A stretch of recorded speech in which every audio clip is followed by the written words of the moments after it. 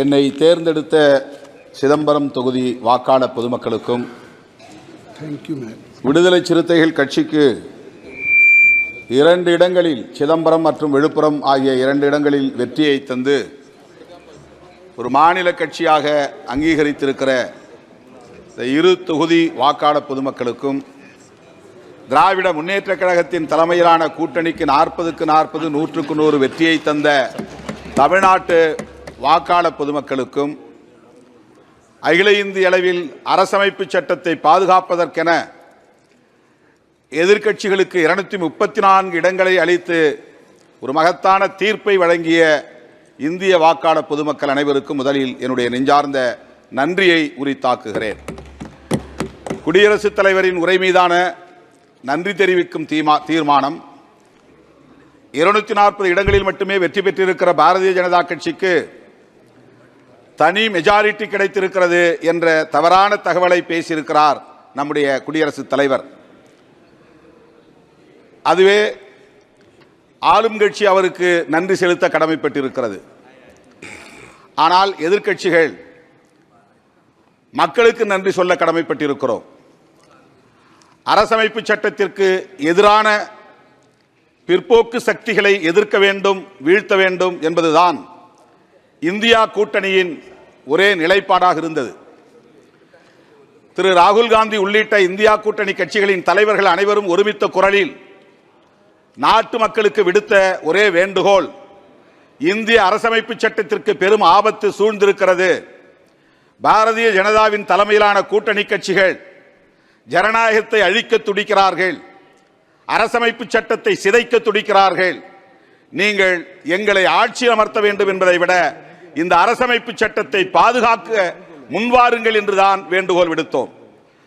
India கூட்டணி தலைவர்கள் விடுத்த வேண்டுகோளை ஏற்று இந்திய வாக்காளர் பொதுமக்கள் 234 தொகுதிகளில் வெற்றியை தந்து ஒரு வலுவான எதிர்க்கட்சி அணியாக இன்றைக்கு இந்த அவையிலே அமர வைத்திருக்கிறார்கள். இது ஆளும் கட்சிக்கு மக்கள் தந்திருக்கிற படிப்பினை, பாடம் புகட்டி இருக்கிறார்கள். பாம்பில்லாத பாம்பை, பல்லில்லாத பாம்பை போல, கொம்பில்லாத மாட்டை போல இன்றைக்கு வலுவில்லாத பாஜகவாக இந்த அவையிலே ஆளுங்கட்சி அமர்ந்திருக்கிறது. இந்த பாடத்தை புகட்டிய வாக்காளர் பொதுமக்களுக்கு நான் மீண்டும் ஒரு முறை நன்றி சொல்ல கடமைப்பட்டிருக்கிறேன். நீட் தொடர்பாக இங்கே பலரும் பேசியிருக்கிறார்கள். அதில் ஏராளமான முறைகேடுகள் நடந்து வருகின்றன. NTA நேஷனல் டெஸ்டிங் ஏஜென்சி அந்த அமைப்பை முதலில் கலைக்க வேண்டும். அது பொறுப்பேற்ற பிறகு ஏற்பட்டிருக்கிற முறைகேடுகள் இன்றைக்கு வெளிச்சத்திற்கு வந்திருக்கின்றன. அந்த அமைப்பை கலைப்பதோடு நீட் தேர்வையே முழுமையாக தேசிய அளவில் நீக்க வேண்டும் என்று நான் வலியுறுத்த கடமைப்பட்டிருக்கிறேன்.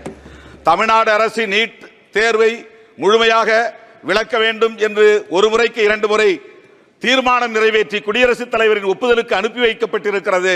இதுவரையில் அது பொருட்படுத்தப்படவில்லை. மக்களால் தேர்ந்தெடுக்கப்பட்ட ஒரு அரசு நிறைவேற்றிய தீர்மானத்தை அவமதிக்கிற ஒரு செயலாகத்தான் இந்த செயலை நான் சுட்டிக்காட்ட, கண்டிக்க கடமைப்பட்டிருக்கிறேன். நீட் தேர்வை முழுமையாக இந்திய அளவில் நீக்க வேண்டும் என்று நான் வலியுறுத்துகிறேன். அரசமைப்பு சட்டத்தில் ஆர்டிகிள் 47 உறுப்பு எண் 47 டைரக்டிவ் பிரின்சிபல்ஸ் மிக முக்கியமான ஒரு வழிகாட்டுதலை தருகிறது.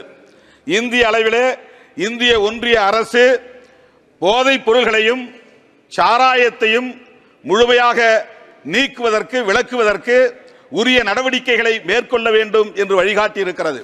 அதன் அடிப்படையில் 1954 ஒரு கமிட்டி உருவாக்கப்பட்டது, மதுவிலக்கு விசாரணை குழு. அது அளித்த அறிக்கை 1958 நடைமுறைப்படுத்த வேண்டும் என்று பரிந்துரைத்தது.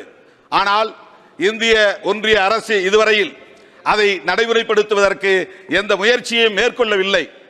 அதே 44 யூனிஃபார்ம் சிவில் கோடு வேண்டும் என்று சொல்லுகிற அந்த ஆர்டிகிள் எடுத்துக்கொள்ளப்பட்டு சிவில் கோடு உருவாக்குவதற்கான முயற்சியிலே இந்த அரசு ஈடுபடுகிறது. ஆனால் 47 பொருட்படுத்தவில்லை. நான் இந்திய அளவிலே இன்றைக்கு இளம் தலைமுறை பாழாகி வருவதை எண்ணி வேதனைப்படுகிறேன். இந்த அரசுக்கு அந்த வேதனை இருக்கிறதா என்பதை நான் கேள்வி எழுப்ப விரும்புகிறேன். இளம் தலைமுறையினர், ஹியூமன் ரிசோர்ஸ், மனித வளம் கடுமையாக பாதிக்கப்படுகிறது. போதைப் பொருள்கள் இந்தியா முழுவதும் இங்கும் அங்கும் என்று அங்கொன்றும் இங்கொன்றுமாக இல்லை. ஒரு குறிப்பிட்ட மாநிலங்களில் மட்டுமில்லை, இந்தியா மாநிலங்கள் அனைத்திலும் போதைப் பொருள்கள் மிக தாராளமாக புழக்கத்தில் இருக்கின்றன. கள்ளச்சாராயம் காய்ச்சப்படுகிறது. 4 மாநிலங்களை தவிர எல்லா மாநிலங்களிலும் அரசு மதுபானங்களை விற்பனை செய்கிறது. இது நாட்டுக்கு செய்கிற மிகப்பெரிய துரோகம், இளம் தலைமுறைக்கு செய்கிற துரோகம், மனித வளத்தை சிதைக்கிற ஒரு நடவடிக்கை. எனவே தேசிய மதுவிலக்கு கொள்கையை ஒரு கொள்கையாக இந்த அரசு கொண்டு வர வேண்டும். இந்தியா முழுவதும் மதுவிலக்கை நடைமுறைப்படுத்த வேண்டும், போதை புழக்கத்தை தடுக்க வேண்டும் என்று வேண்டுகோள் விடுத்து இந்த வாய்ப்புக்கு நன்றி கூறி அமர்கிறேன். நன்றி, வணக்கம்.